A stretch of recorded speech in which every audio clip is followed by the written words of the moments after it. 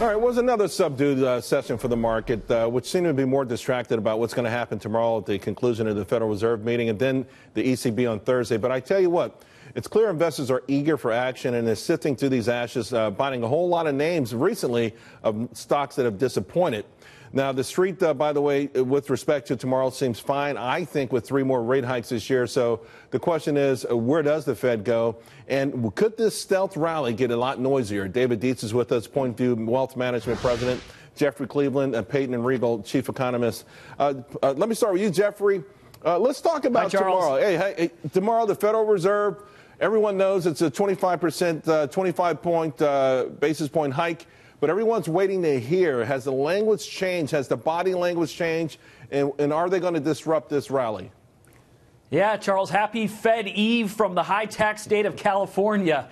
The Fed tomorrow, I think they have to acknowledge that the economy is running hotter now than it was at the start of the year. We saw it this morning in the median CPI, which is what we like to look at.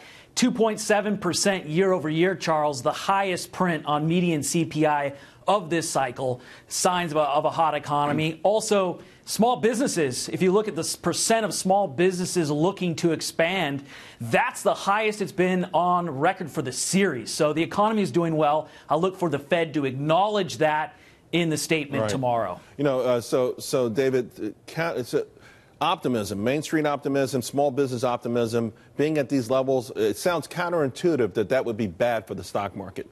Well, historically, it has been. So many famous investors like Warren Buffett have talked about how pessimism is your friend. So the thing about investing is not just underlying conditions, but also the price you're paying. Right now, we've got a dividend yield below 1.9%. Russell 2000 hit a record today. NASDAQ very recently. There is no dip here. So we're very cautious right now. And I think the Fed could ultimately rain on this parade. We see the inflation, but the 10-year Treasury does not see the inflation. It's still below 3%. Well, speaking of that inflation rate, I mean, yeah, it was higher, the headline number highest in 6 years. But if you look at the data, for instance, energy was up huge. That's come down a lot since the numbers were put together.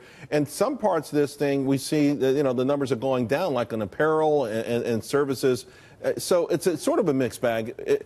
3 rate hikes. Are you comfortable with that, or you think there could be more? Well, there could be more. It just depends how they act. I hope not. But the problem is the 2-year Treasury at 2.5, the 10-year at 2.9. We're getting close to that dreaded inversion. Inversion was what we had in 2007. In 2000, that could trigger a recession. But you wouldn't want to act on inversion until it actually happens, though, right? I think that's right. We are also very opportunistic. As you and I have talked about before, there's a group of stocks that feel like interest rates are going to 4%. Consumer staples, the wheels have come off that bus. Their offering yields are almost double. They're international, they're global. Consumer staples look absolutely phenomenal in the last 2 weeks, and it's all the names that missed earnings that are up big lately. Jeffrey, I do want to ask you, though, financials don't act like the Fed is going to become more aggressive. They continue to underperform.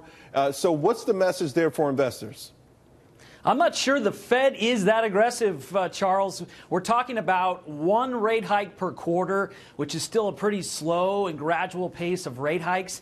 If you look at the real Fed funds rate, Charles, so if you factor in inflation, it's still negative. So the Fed is still, I think, pretty accommodative in terms of monetary policy. I don't see them as, making a mistake or over-tightening and sending this economy into a tumble. They're still in accommodative mode here. Good. That's what we want to hear. Gentlemen, thank you both very much.